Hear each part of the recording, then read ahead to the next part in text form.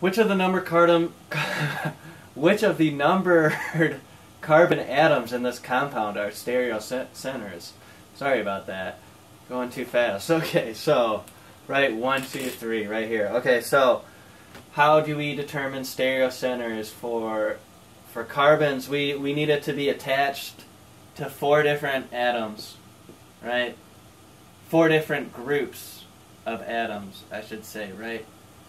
Okay, so first of all, we can cross off 3, right? Because 3 is attached to an oxygen or an OCH3 group.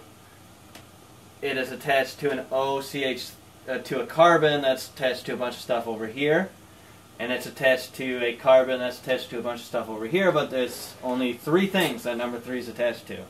So 3 is not a stereocenter. And that actually makes our answer real easy because 3 is in A, B, C, A, B, D. So C is going to be our answer. Let's see. So 1 is not a stereocenter because, well, it has to be bonded to 4 things. So it has 2 H's up here, right? So it actually is only bonded to 2 different groups, right? Because it's bonded to, these 2 H's are exactly the same, but also, hopefully you can see that this group over here, down here, is the same as this group, right? So this bond here attaches to the same exact group as this bond here, right? If you look at it from this carbon, the rest of the molecule looks exactly the same as if you looked at the molecule from that carbon. Okay, so hopefully that makes sense, right? But anyways, it has 2 H's, so it's not a stereocenter.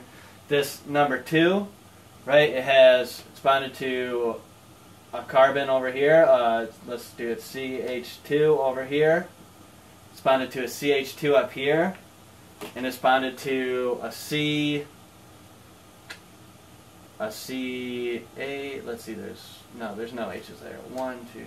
Right, so it's bonded to this C, which has a double bond to a C over here and an O. So this group that this carbon's attached to is clearly different than this group and this group, right? So now we got to compare these 2 groups and see if they're different, right? We got to keep going through this molecule. So this CH2 is attached to another CH2. This CH2 is now attached to a CH.